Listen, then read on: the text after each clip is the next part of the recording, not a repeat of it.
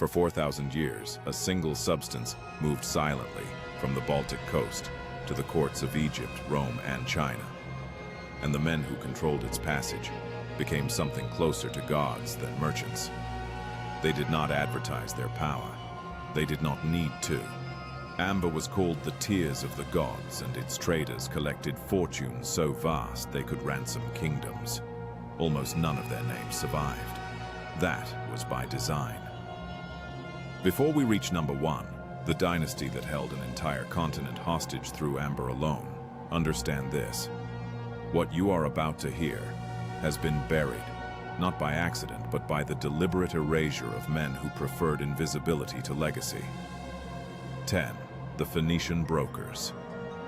Phoenicia never produced a single gram of amber, yet Phoenician traders became the world's first amber middlemen, acquiring Baltic stone through overland celts and maritime contacts, then reselling it to Egypt and Mesopotamia at markups that would be considered criminal today. Tomb inventories from the New Kingdom period record amber, arriving in quantities that implied enormous organized supply chains. Someone was coordinating that supply. Phoenician merchant records, fragmented partial, suggest trading families who treated amber roots as hereditary property, passed from father to son, like land titles. Their profit margins are estimated by modern economists at 3,000% or more. 9. The Sambian collectors. The Sambian Peninsula, in what is now Kaliningrad, Russia, was once the single richest amber deposit on Earth. The tribes who inhabited it, loosely called Sambians, understood before anyone else that they sat atop a geological fortune. They did not mine it. They collected it from the shore after storms, and they controlled who could approach the coastline at all. Outsiders, caught collecting amber without permission, were killed. Roman accounts describe the Sambians as primitive. Roman accounts were written by men who needed Sambian amber desperately and resented that desperation deeply. The Sambians extracted tribute from every trader who entered their territory. 8. The Celtic relay. Lords, between the Baltic shore and the Mediterranean, a distance of over 2,000 miles, lay a relay system of Celtic chieftains who passed amber hand to hand. Each chieftain along the route took his cut, a toll, a percentage, a ransom disguised as protection. The accumulated wealth generated by this relay created fortunes visible in the archaeological record. Hallstatt-era Celtic burial mounds contain gold torques, bronze weapons, and imported Mediterranean wine, all purchased with amber revenue. These were not warriors who got lucky. These were transit merchants operating a continent-spanning logistics empire centuries before Rome existed. 7. The Etruscan amber guilds. Before Rome absorbed them, the Etruscans built one of the most sophisticated amber processing industries the ancient world ever produced. They did not merely resell raw amber. They carved it, shaped it, embedded it in gold filigree, and sold finished luxury goods at prices that transformed raw material value into something exponentially greater. Etruscan amber guilds operated with guild secrets so tightly guarded that their specific carving techniques died with them. When Rome conquered Etruria, it inherited the amber trade routes but lost the craft knowledge entirely. The added value those craftsmen generated had made their merchant patrons extraordinarily wealthy. 6. The Roman amber speculators. When Nero sent a single knight north to the Baltic coast to secure amber for the gladiatorial games of 57 AD, that knight returned with quantities so enormous that the excess was used to decorate arena nets. Pliny the Elder recorded the episode in disbelief. What Pliny did not record was the network of Roman equestrian investors who had financed that expedition and who, in the years that followed, created speculative amber stockpiles designed to manipulate Mediterranean market prices. These men were not emperors. They were investors, operating in the shadow of imperial power, extracting wealth from a commodity the empire could not regulate. 5. The Teutonic Knight Monopoly. In 1264, the Teutonic Knights declared a total monopoly on Baltic amber. Any amber found on the coast belonged to the order. Any peasant caught collecting amber without authorization was mutilated or hanged. The Knights established processing workshops, controlled export licenses, and negotiated directly with papal courts, royal treasuries, and merchant republics. For nearly 200 years, a military religious order functioned as a sovereign commodity cartel.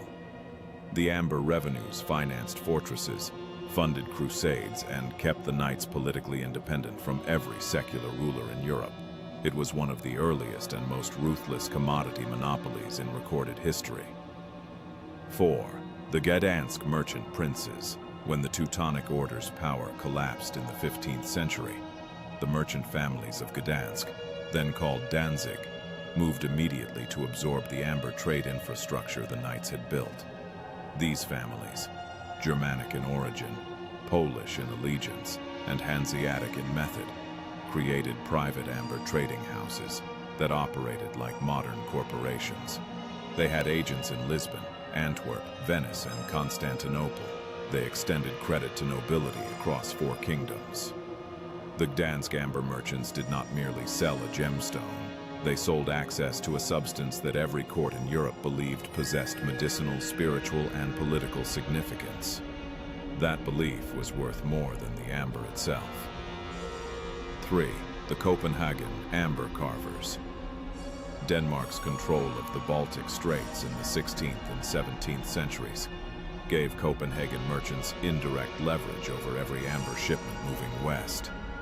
Danish toll collectors at the Sound extracted payment from amber-laden vessels, and a small number of Copenhagen families invested those toll revenues back into amber speculation. They also sponsored the finest amber carving workshops in Northern Europe, producing pieces for royal cabinets across the continent. These workshops were state-adjacent enterprises, private in profit, protected by royal charter. The families behind them accumulated generational wealth that quietly funded Denmark's early colonial ambitions. 2. The Stantian and Becker Industrial Empire.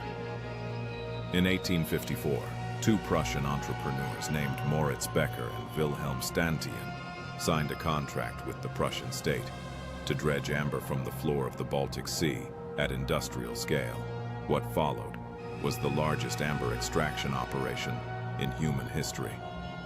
By the 1870s, Stantian and Becker were producing 90% of the world's amber supply. They employed over 500 workers, operated steam-powered dredging equipment, and sold amber by the metric ton to manufacturers across Europe and Russia. When Prussia nationalized their operation in 1899, the valuation was staggering. 2 private citizens had quietly cornered the entire global supply of a substance humans had treasured for 40 centuries. But 1. The Amber Room Financiers. In 1701, Prussian craftsmen completed a room paneled entirely in amber for King Frederick the Thor's. 6 tons of carved and gilded Baltic stone covering every wall. It was called the 8th wonder of the world. In 1716, Peter the Great received it as a diplomatic gift. It was installed in the Catherine Palace outside St. Petersburg. In 1941, Nazi forces dismantled it in 36 hours and shipped it west. It has never been found. What is almost never discussed is the network of private collectors, Nazi-affiliated art dealers, and post-war intermediaries who almost certainly profited from its disappearance. The Amber Room was not simply looted, it was liquidated. Piece by piece, panel by panel, it was sold into private collections by men whose identities remain to this day protected by the same institutional silence that has guarded amber fortunes since the Phoenicians first looked north and saw opportunity. The scale of that final transaction, measured not in currency but in impunity, may be the most expensive act of cultural theft in human history, and the buyers have never been named. If this surprised you, the next video goes even deeper.